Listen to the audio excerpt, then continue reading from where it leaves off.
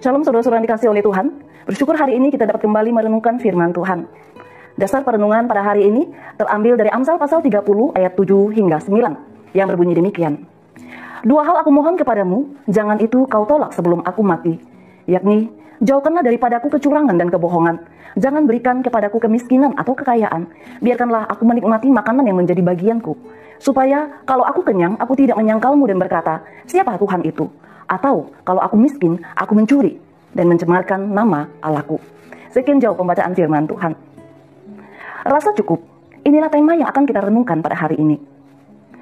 Penulis Amsal dalam bacaan Alkitab kita hari ini yaitu Agur bin Yake. Saudara-saudara, kita akan belajar dari doa Agur yang meminta dua hal yang khusus dalam hidupnya kepada Tuhan. Dua permintaan ini menunjukkan dua hal yang paling utama dalam hidupnya. Apa yang dia minta, Bapak Ibu? Pertama, ia meminta dijauhkan dari kecurangan dan kebohongan. Dan kedua, dia meminta jangan diberikan kemiskinan atau kekayaan. Bapak saudara, ini sebuah doa yang tidak lazim, bukan?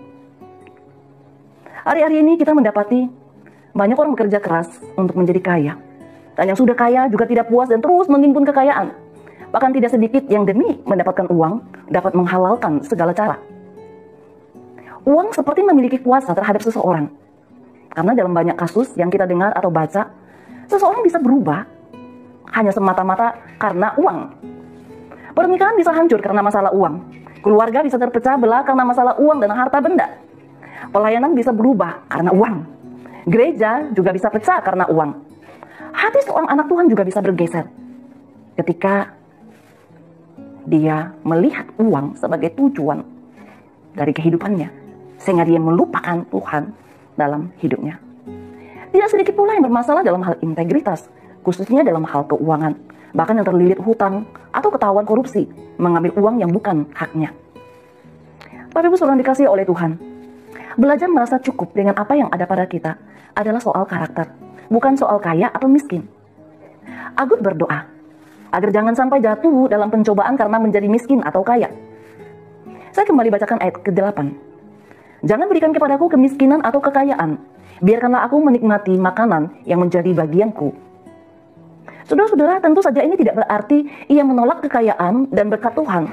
Tetapi ia lebih menekankan bahwa lebih baik dirinya tidak kaya, tetapi hidupnya jujur dan berintegritas, daripada hidup kaya namun hidupnya penuh dengan kecurangan dan kebohongan. Agur dalam doanya meminta Tuhan agar memberikan makanan yang menjadi bagiannya, di mana ia mendapatkan rezeki yang memang seharusnya menjadi bagiannya. Ia tidak ingin menjadi kaya dengan cara melakukan hal-hal yang curang dan bohong.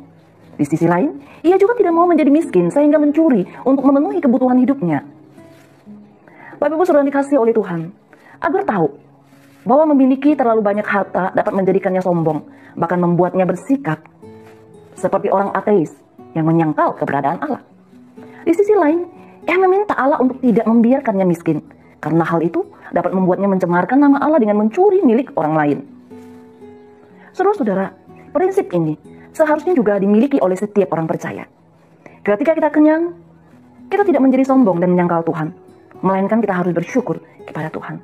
Di sisi lain, ketika kita miskin, kita tidak menyangkal Tuhan, apalagi kita mencuri dan mencemarkan nama Tuhan. Saudara-saudara, dalam refleksi pribadi, saya diingatkan tentang satu kebenaran, yaitu providence of God. Secara sederhana, providence of God itu berbicara tentang Allah yang terus memelihara dan menopang ciptaannya. Dan ciptaan yang dimaksudkan di sini bukan hanya manusia, melainkan seluruh ciptaan. Dalam ayat 9 perikop kita, Agur mengakui Allah sebagai satu-satunya penyedia semua kebutuhannya sehari-hari. Bapak Ibu saudara dikasihi oleh Tuhan, Allah yang diimani dalam kekristenan adalah Allah yang bukan saja transenden, melainkan juga imanen. Secara fundamental iman Kristen percaya bahwa setelah Allah menciptakan, ia tetap menopang dan mengendalikan seluruh ciptaannya.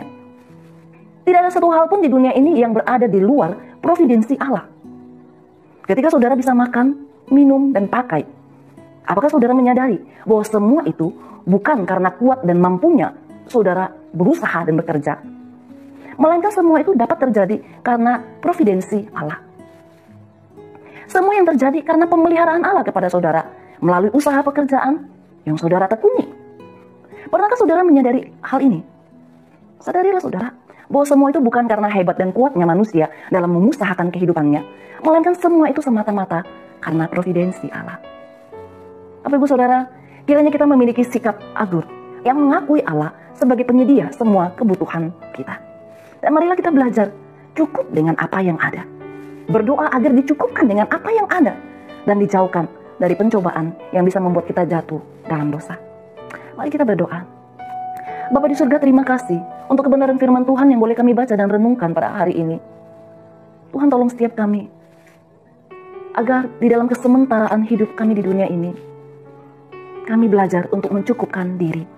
Dan betapa pentingnya rasa cukup itu di dalam hidup kami, sehingga kami tetap mampu bersyukur dengan keberadaan kami pada hari ini. Sehingga kami boleh belajar untuk terus bergantung kepada Tuhan. Sebab kami percaya akan pemeliharaanmu atas hidup setiap kami orang-orang percaya. Tuntun dan sertailah kami Tuhan. Tolong kami untuk tetap taat dan setia di dalam berbagai keadaan. Di dalam nama Tuhan Yesus Kristus kami berdoa. Amin.